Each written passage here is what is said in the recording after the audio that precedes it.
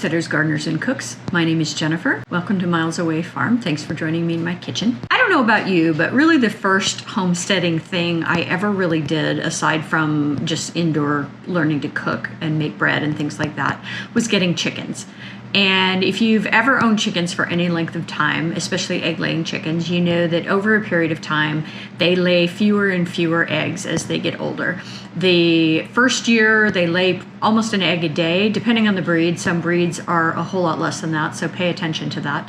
But assume you're going to get an egg a day or every other day for the first year, and then it slowly starts going down and down and down. And you can keep those birds and they can just be kind of yard pets, but you're feeding them every day and maybe you're not getting very many eggs. And so if you're practical and you don't have a super soft heart, eventually you're going to butcher those chickens. And I don't know about you, but I had this really romantic idea in my head of the classic French stew made from an old stewing hen, and how it was just going to be delightful and so flavorful because it was this older bird. And the first time I ever tried to make that, it basically was inedible. I cooked it and cooked it and cooked it and cooked it and cooked it, and that bird never got tender.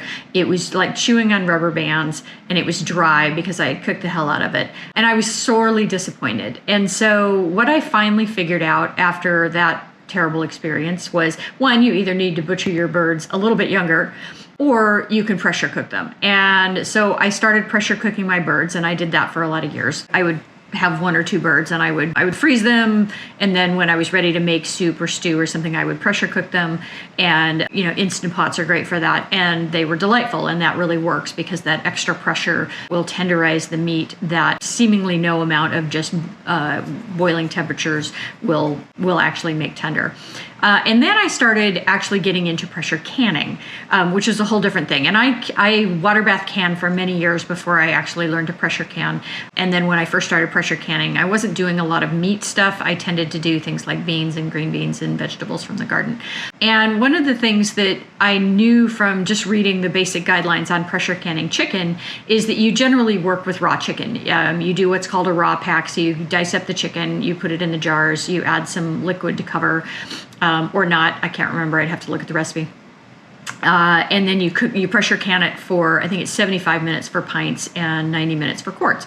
The problem was, I was working with old egg-laying birds that were sometimes 2.5, 3 years old, and trying to cut meat off of birds that are that old is not fun.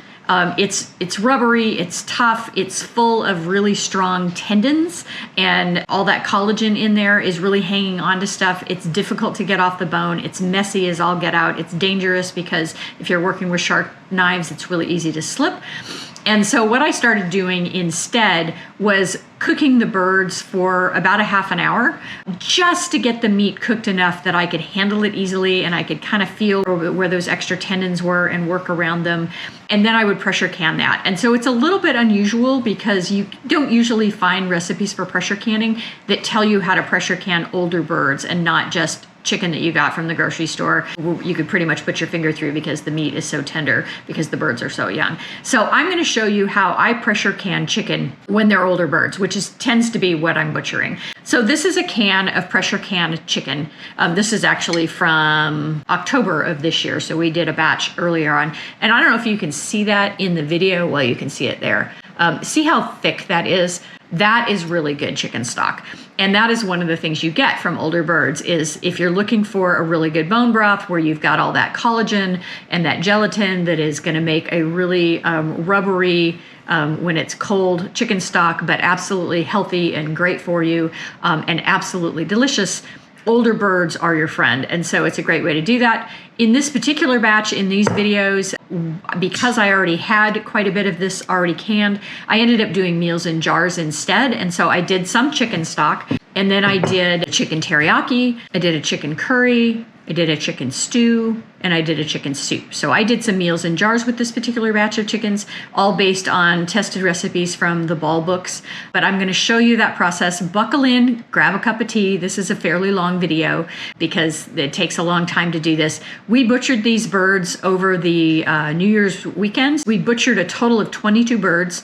So we did 3 ducks, 3 turkeys, and 16 chickens. 3 or 4 of those chickens were roosters that were not super old. They were less than a year. They had been hatched out this spring, and for some reason I had an ungodly amount of roosters this spring. And so we had done, this batch is rooster from October, and then we had a few left that I didn't quite catch. And so the second batch had some roosters in it. Those got frozen. The meat's going to be more tender on those, even though they're 9 months old. And so those just got frozen. But the rest of that meat from all of those birds mostly got pressure canned. And it took me probably 4 to 5 days to get through all of that work. So it's a process. I didn't try to do it all at once. I happen to have a outside refrigerator. It's actually a walk-in cooler, and so I'm able to stash things in there in between, which is really handy. It's a ton of work, but we have beautiful, incredibly nutritious, healthy chicken stock and meals in jars from all of that work that are going to last us for at least a year.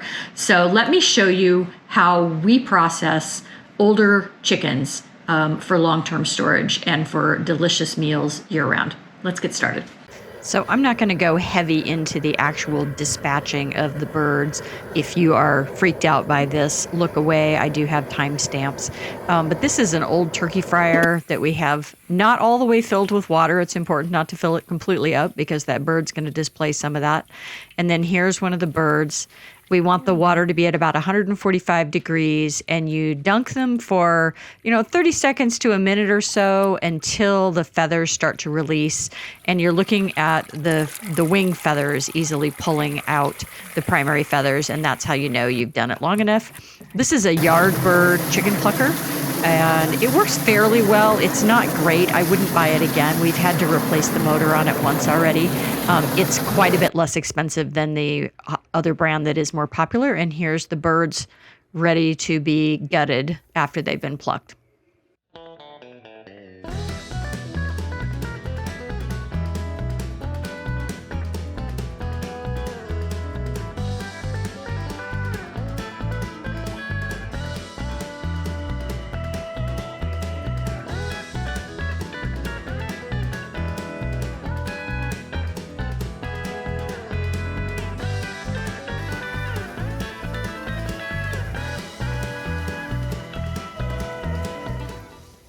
So first things first, as we were cleaning those birds, we did set aside the liver, the gizzard, and the hearts.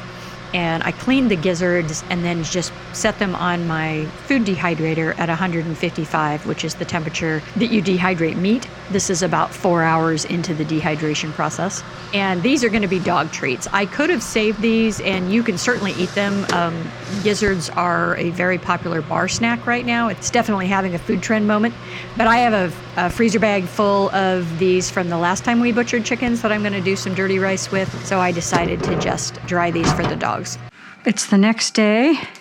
I just let this run overnight, and these are nicely dehydrated. I did not think about the fat on this chicken and how it was going to render in 155 degree heat and drip everywhere.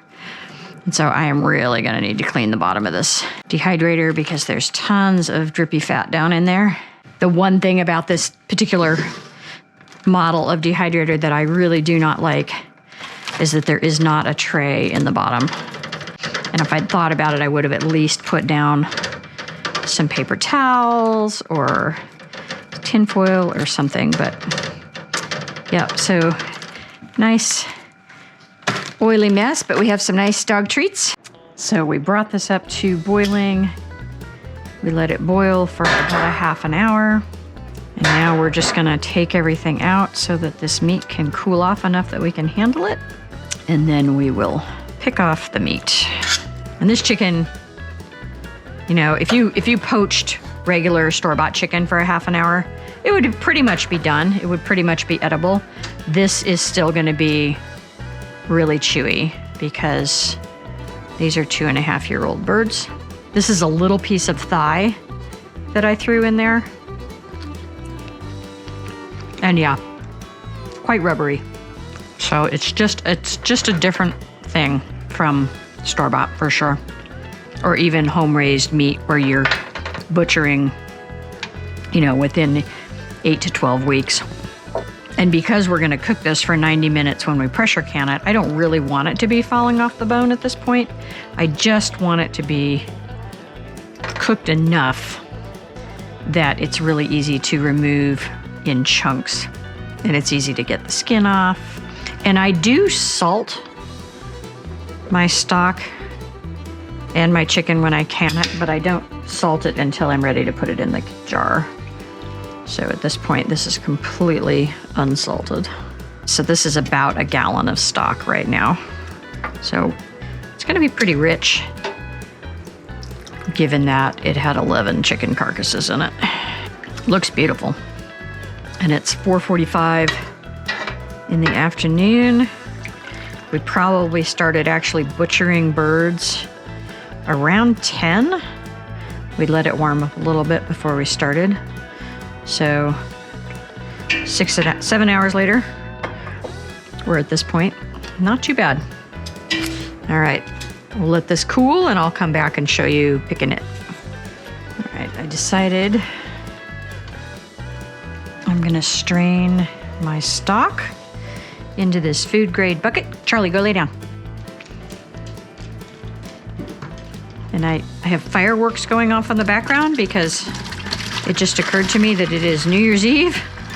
So evidently homesteaders really know how to party, because this is what I'm doing for New Year's Eve.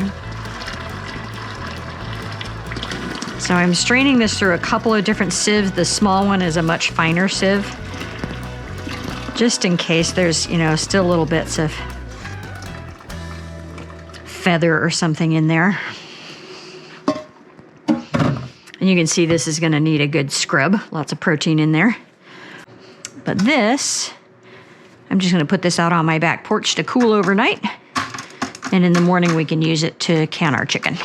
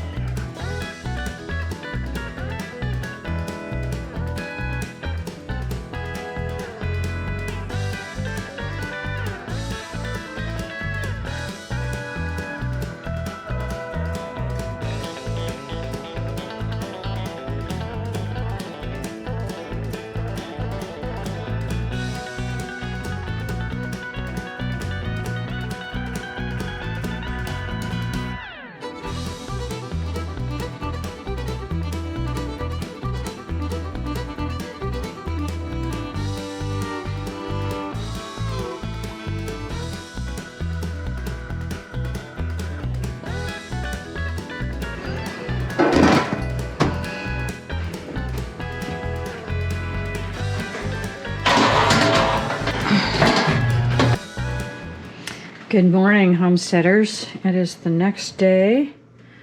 We've got our pressure canner all cleaned out. And this is a Presto 16 quart pressure canner. Every pressure canner is different in terms of the directions, in terms of how much water goes into it and that kind of stuff. So please read your own. Don't just go off what I'm doing. Mine takes 3 quarts of water, and then I'm going to add 2 tablespoons of white vinegar in here just to keep the hard water from making a coating on the jars. Here is our stock from yesterday. This is all the bones from this meat, and then all the backs and wings from all the other chickens. So this has been cooking overnight. I'm not gonna worry about this right now. I think I'm gonna just turn it off and I'll deal with it in a minute. This is our stock from yesterday, and you can see all of the fat that has collected on the top because I left it out on my back porch where it was nice and cold. I'm gonna be able to remove all of that. It'll be a nice treat divvied out to the dogs over time. You can can a little bit of fat like that. when you're doing things like chicken stock, but I don't personally love to have that in my jars. And over time, it can go rancid. I mean, a lot of time, like 18 months or more. So it's up to you how much fat you want to put in your jars. I generally take it out. And my chicken is cold. And so I'm going to put everything in here cold because I don't want to shock my jars. And then in terms of how I'm going to can this today, I'm taking inspiration from a couple of places. Carter with Grow and Preserve, who has a great YouTube channel. She does a chicken teriyaki recipe that's based on a pressure canning cookbook. And I've watched that video and written down the recipe, but it seems really, really sweet and really, really salty because the teriyaki sauce is the main ingredient going into the jars. And I just can't imagine after 90 minutes of cooking that is going to be tasty. It just seems like it would be way too salty. And so Pro Home Cooks, who is another YouTuber that I follow, he has a recipe for homemade teriyaki sauce. And it is equal parts of soy sauce, mirin, and mirin is just a sweetened wine. So here's a jar of mirin.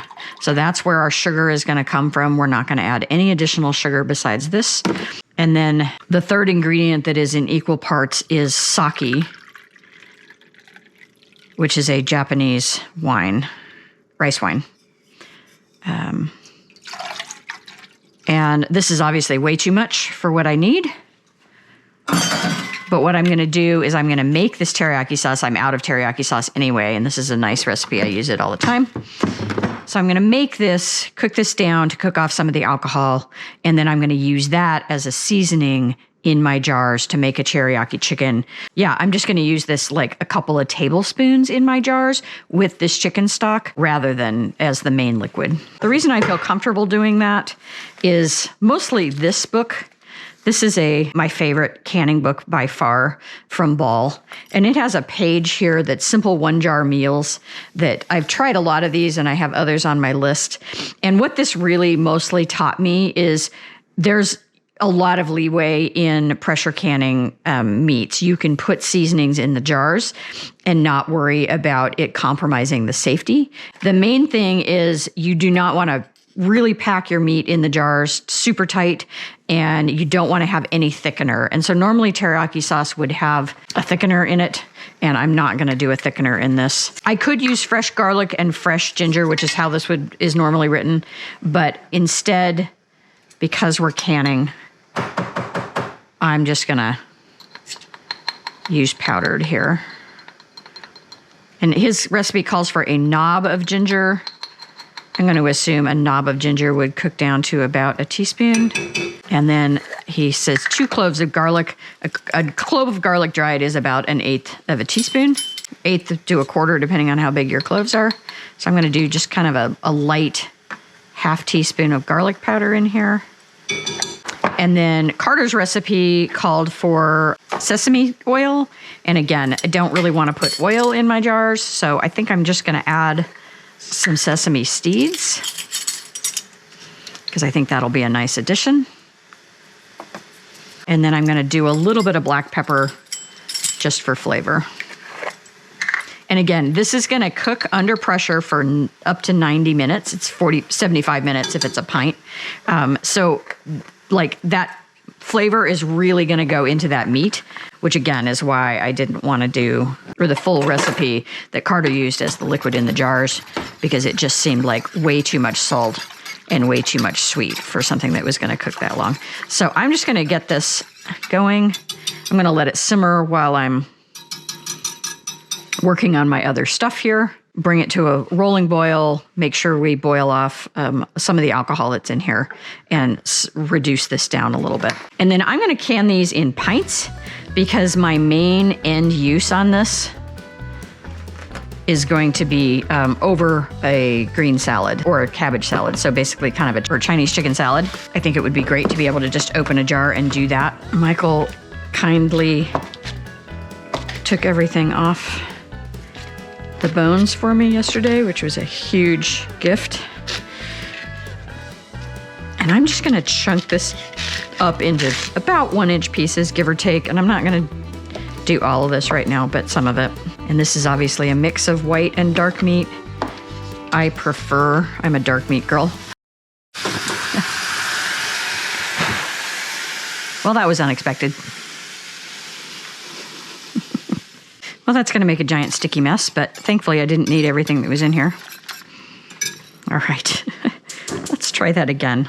So the flavor in wok cooking, where they flip the wok and it lights on fire, is called wok, and it's a specific kind of scorched oil flavor that gets in there. So yeah, this chicken teriyaki is going to have a little wok. That was unexpected. I did not expect that to happen. And of course, I've made a huge mess of my stove, so that's going to be super fun to clean up later.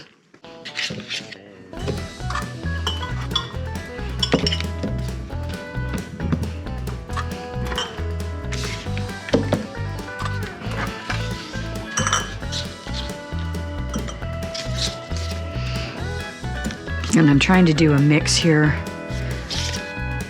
of light and dark meat. Old chickens are not terribly meaty birds, especially if you are buying specifically egg layers and not what they call a dual purpose breed. There are some dual purpose breeds that are bigger, but these guys were not particularly large. And so they're not a ton of meat, especially on the legs and thighs. I don't know about you guys, it took me a long time to start pressure canning.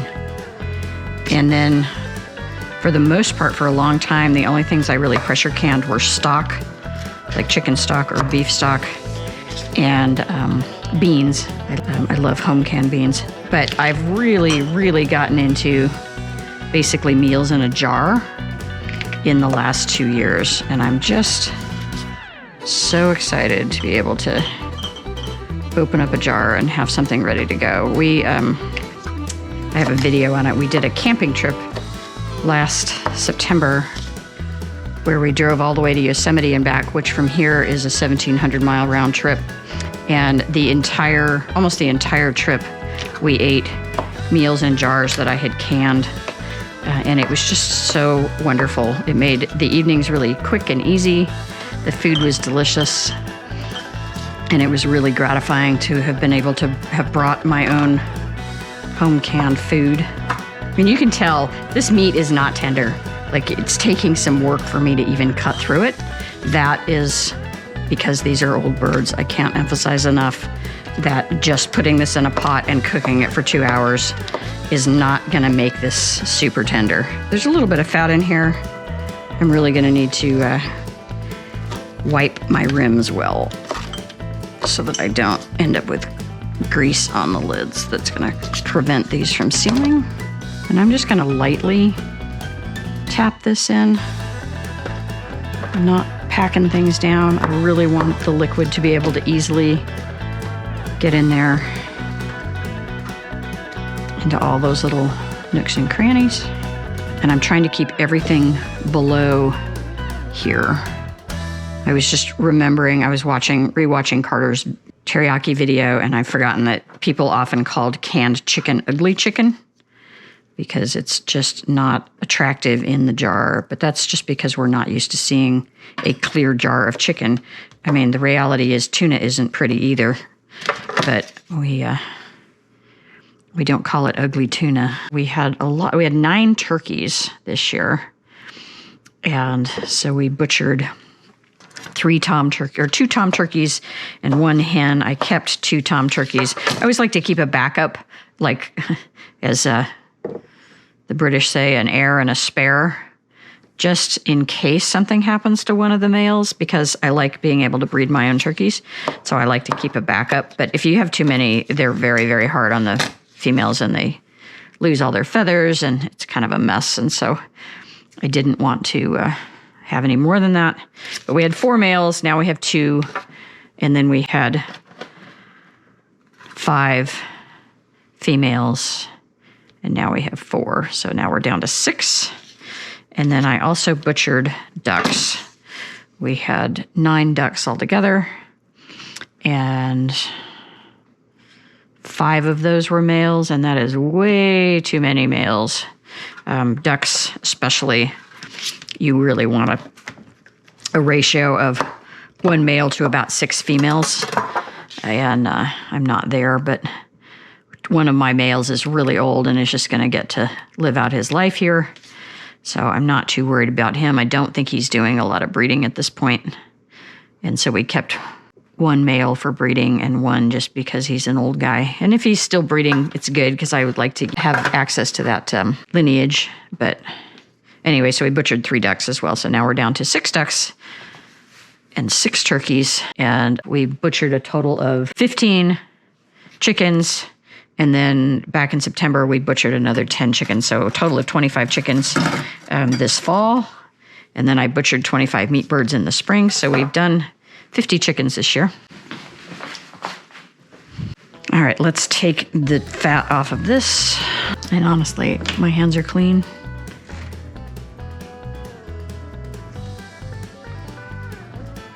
I think one of the easiest ways to do this is just going to be to pile it up on here.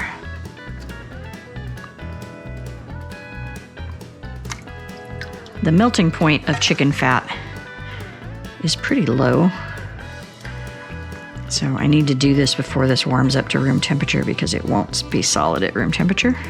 And again, I'm not going to be precious about every single drop of fat here.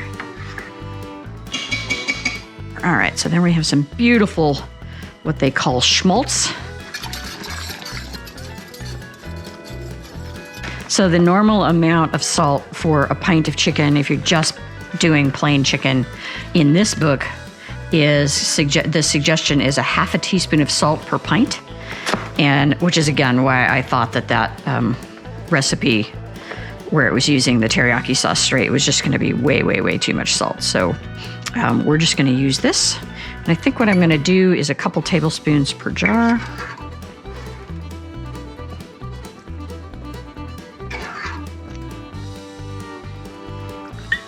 And we'll see how we like this. Maybe it's not going to be strong enough. We can always, and I would, if I were putting this over a salad, I would use an Asian dressing. But I hope this is good. We'll see. The other thing that other recipe had in it was vinegar, rice wine vinegar. And it just seemed like a bad idea to pressure can chicken for 75 minutes with a fairly good sized amount of acid. Just seemed like you were going to turn the chicken to mush. And obviously there's going to be acid in the mirin and in the sake, because those are both going to be acidic as well. So maybe I'm just splitting hairs here.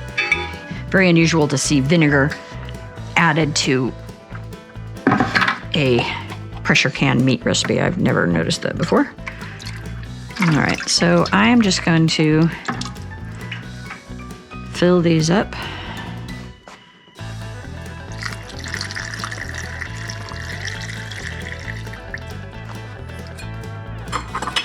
To 1-inch headspace. And then I'll give the jars a good wiggle and shake and make sure everything is settled. Why is it that we cannot invent a measuring cup that doesn't drip when you pour from it? It's just maddening. Okay, I'm gonna wiggle this around just a little bit. And this chicken is gonna wanna float a little bit, and so that's part of the tricky here, is just making sure that stuff is gonna stay under the level. This is my handy dandy kitchen tool for measuring headspace.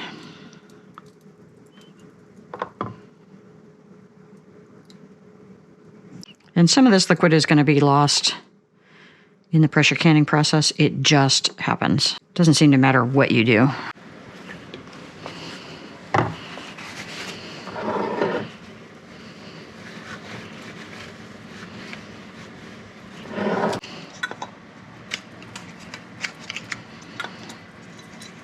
Get our jars capped and in the canner. And one of the biggest surprises for me when I started pressure canning was I hadn't realized that when you're pressure canning, the water doesn't come over the top of the jars. And in fact, if it did, it would not work. because you need to have steam in there in order for everything to come together. And so that was a big shock for me to realize, oh, we're not actually covering everything. We're creating steam. It seems obvious now, but definitely wasn't obvious when I started. And again, finger tight. You guys have heard me say this a bunch of times, but you don't want to really crank down on that lid because it needs to be loose enough that when there's steam inside of here, it can escape around the rim. And if it's too tight, that steam won't be able to escape, and it'll either buckle the lid of the jar or break the jar. You don't want either one of those things to happen. So, and I think I can get 9 pints in this, but this is 7 jars is enough teriyaki. We don't need more than that. I'm gonna maybe do curry with the other part. So my water is cold. My jars are cold. I'm gonna start heating everything up. And then once this is at a full boil, you vent it for 10 minutes, and then you start building your pressure up. I did this last night. I always forget about this. This pressure canner has one direction that this can go on, and I'll set it back down on the stove 180 degrees from where it is now, and then I can't figure out why I can't get the lid on. This arrow needs to line up with this arrow, and that just sticks on there like that. All right, we're gonna let that come to a boil, and I'll come back when I've got everything up to pressure and ready. Don't know if you guys can see this. I'll try a couple different angles. But this is just starting to steam. It isn't really up to a full boat steam, but we're getting close. So we'll let that vent for 12 minutes or so, and then start bringing our pressure up. And just so you know, no stoves were destroyed in the making of this chicken. We managed to get all of that cleaned up. What a mess. So my canner has vented for 10 minutes. I just put my weighted gauge on here, and this is a 10-pound weighted gauge, not a 15-pound. I am under 1,000 feet in elevation, and so when this is rocking, it's going to equalize at 10 pounds, and I don't have to worry about watching the gauge and it going over. So we'll let that come up to pressure, and then we'll start our timer. All right, that took about 8 minutes for that to get up to pressure. And you can see this is rocking. This is never going to go past 10 as long as this is rocking. And as long as I can hear this rocking, I know that I'm not below 10. So I have done this a bunch of times on my stove. I'm going to turn this all the way down and then just up to about there. And that is enough to keep it gently pressure cooking for 75 minutes. All right, our timer just went off. This has been going for 75 minutes. I'm now going to turn the heat off, and we're going to let this come down to 0 pressure all on its own, and that's going to take about 20 minutes. All right, our pressure is at 0. You can see there's no steam coming out, and that just means that this is basically at boiling, so it's still very, very hot. So what I'm going to do, opening this is tricky because it's really steamy. Always try to open it away from you.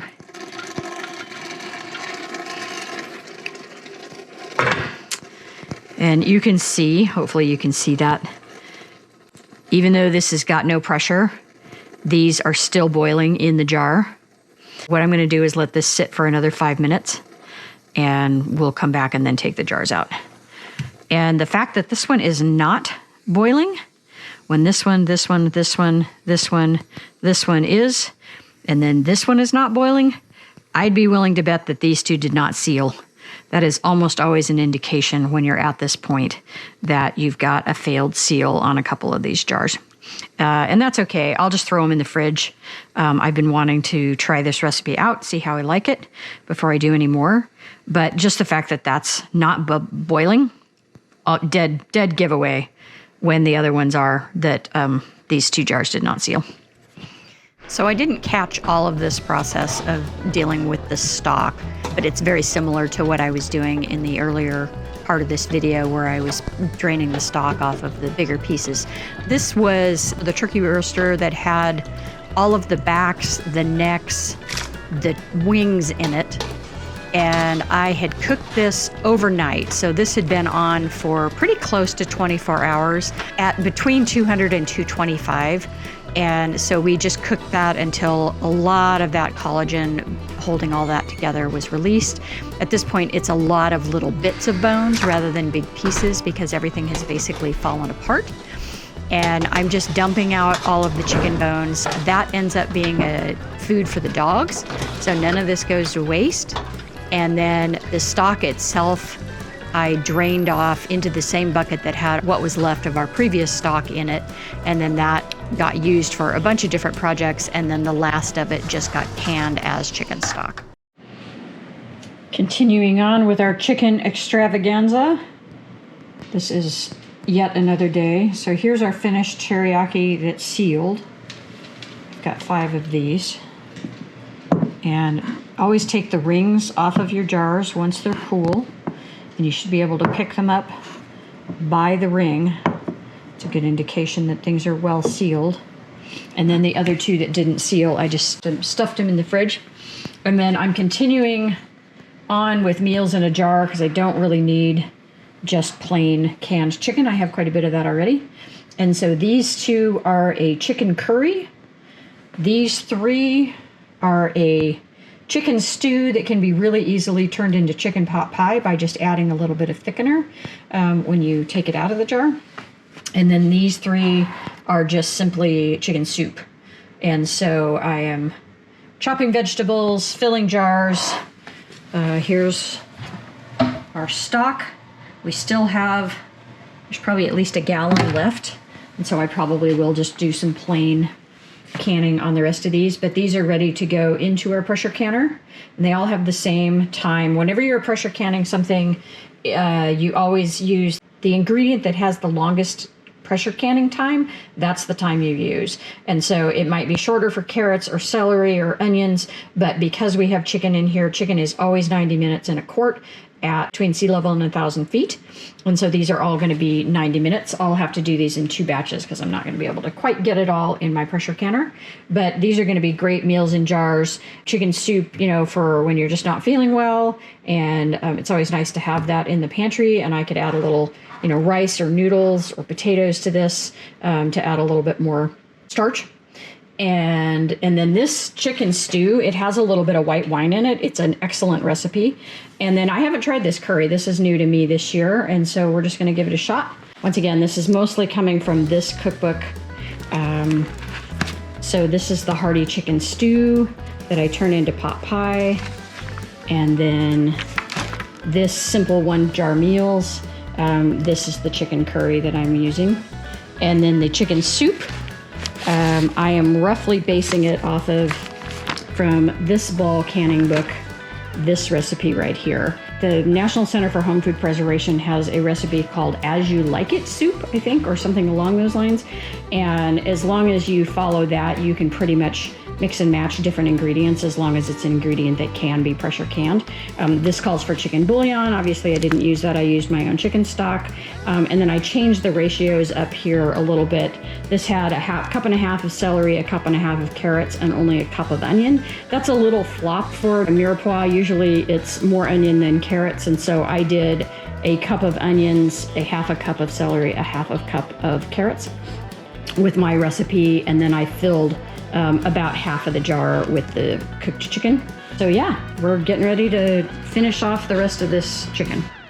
So on top of all the chicken, we also butchered 3 turkeys. This is grinding the breast and thigh meat of the oldest Tom. He was probably a good 30 pounds before he was dressed out. He was over a year old, and so this meat was going to be pretty tough. So it's going to make a lovely ground turkey. The legs from this turkey got frozen for turkey carnitas later. I have a video on how to do that. We also smoked the breast and thighs of the youngest bird and had that for turkey sandwiches. We made turkey parmesan out of some of the tenderloins. And then with all of the extra chicken that I had going around. I made a big batch of chicken soup for a friend and some chicken and dumplings. So we have had all things poultry for the last week.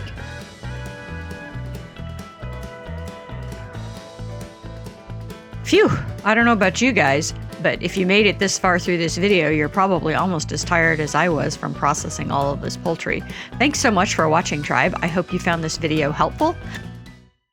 If you like this kind of content, give me a thumbs up, subscribe, leave me a comment, and share. I have new content coming out every week.